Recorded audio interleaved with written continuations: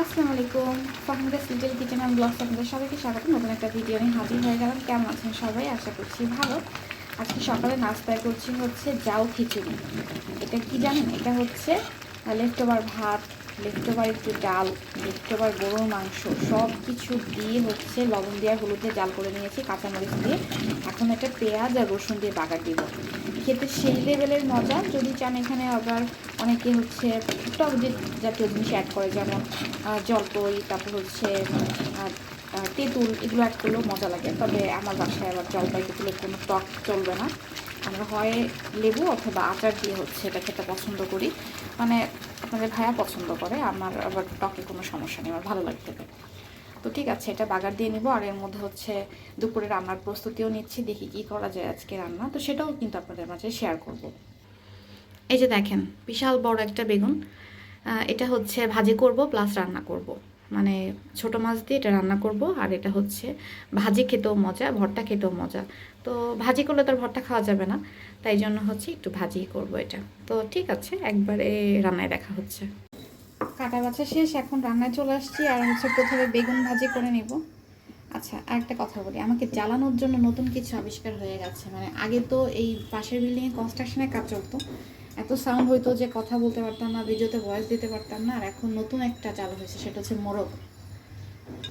মানে পাশেই হচ্ছে ছাদ, আর ছাদে হচ্ছে মুরগি পালে সম্ভবত। এই যে শুনতে পাচ্ছেন ব্যাকগ্রাউন্ড মিউজিক দেওয়ার জন্য বিসমিল্লাহ। এখন নতুন কিছু চলে আসছে, ব্যাকগ্রাউন্ড মিউজিক আপনারা শুনতে পাবেন। তো বেগুনটা প্রথমে একটু ভাইজা নেব।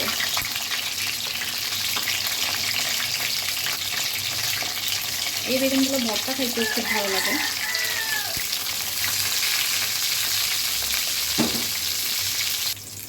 এই বেগুনে মাশাআল্লাহ যে পরিমাণ তেল টানে, তেল দিয়ে পাওয়া যায় না। আবার পরে হচ্ছে হয় কি, সুন্দর তেলটা ছেড়ে দেয়।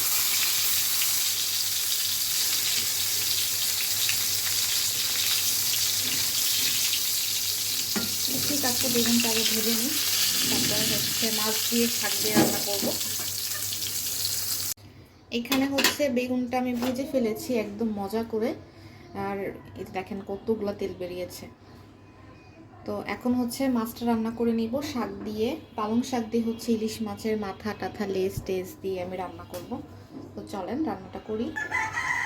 এই যে দেখেন, এতক্ষণ চুপচাপ ছিল, যেমনি শুনছে কথা আমার সেমনি শুরু হয়ে গেছে টাকাটাকি। তো এখানে হচ্ছে আমি মাছগুলো প্রথমে ভেজে নিব। আর মাছগুলো একটু নরম নরম ছিল, তো একটু কেমন ভেঙে ভেঙে আসছে। তাই এরকম শাক পাতা দিয়ে পুরো মাছটাই আমি রান্না করে নিব।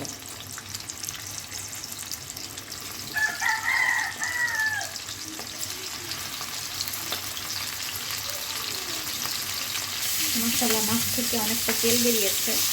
মানে আমি এতটা তেল দিইনি, মাছ থেকেই বেশ কিছু তেল বেরিয়েছে ভাবার সময়।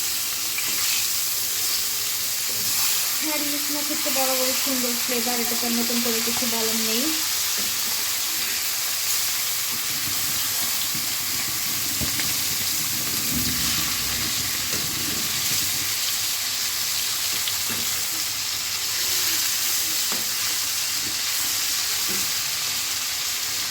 মাছগুলো ভাজা হয়ে গেছে, এখন একে একে তুলে ফেলবো।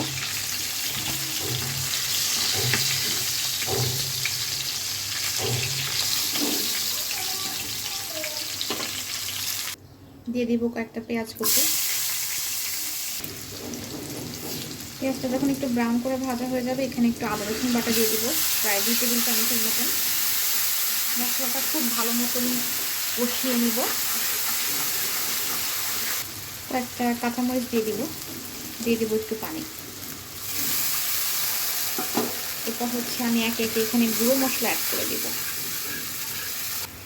সামান্য একটু হলুদ দিয়ে দিব, 1/2 চামচ থেকেও কম। লবণ দিয়ে দিব 1 চামচ। 1/2 চামচের মতন জিরা গুঁড়ো, 1/2 চামচের মতন ধনিয়া গুঁড়ো, 1 চামচের মতন মরিচ গুঁড়ো।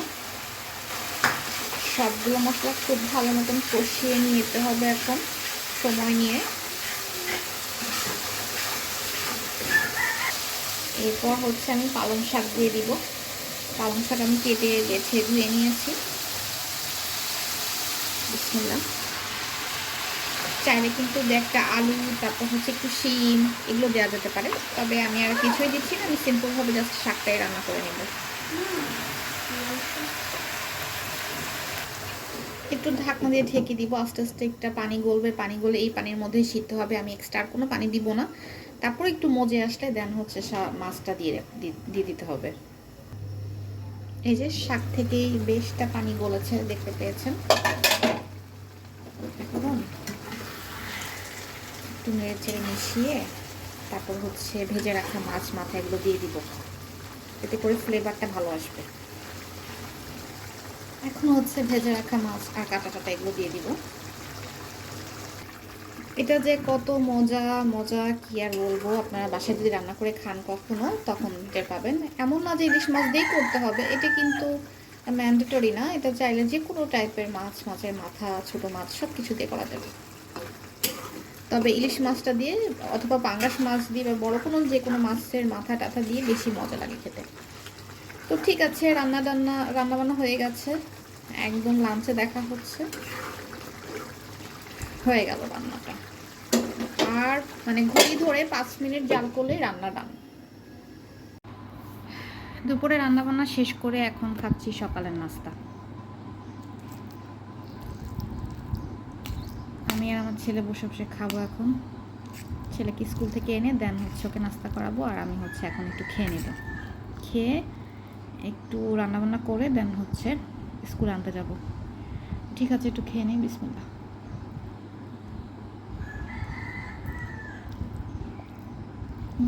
মজা। এরকম কারা কারা খেতে পছন্দ করেন? আমার কাছে ভালোই লাগে। চলে আসছি দুপুরের লাঞ্চে, এখন হচ্ছে বেগুন ভাজা দিয়ে ভাত খেয়ে নিব, আর হচ্ছে এখানে আমার ছেলে এবং আমার দুজনের খাবার আছে। তো ঠিক আছে, মা ছেলে মিলে দুপুরবেলা খাবারটা খেয়ে নিই, তারপরে কথা হচ্ছে। আর এটা ছিল হচ্ছে আমাদের বিকালের নাস্তায় আলু পাকোড়া, আর এটা রেসিপি আমি শ্যুট করতে পারিনি, পর একদিন জীবনে। আজকের মতো বিদায় নিই, আল্লাহ হাফেজ।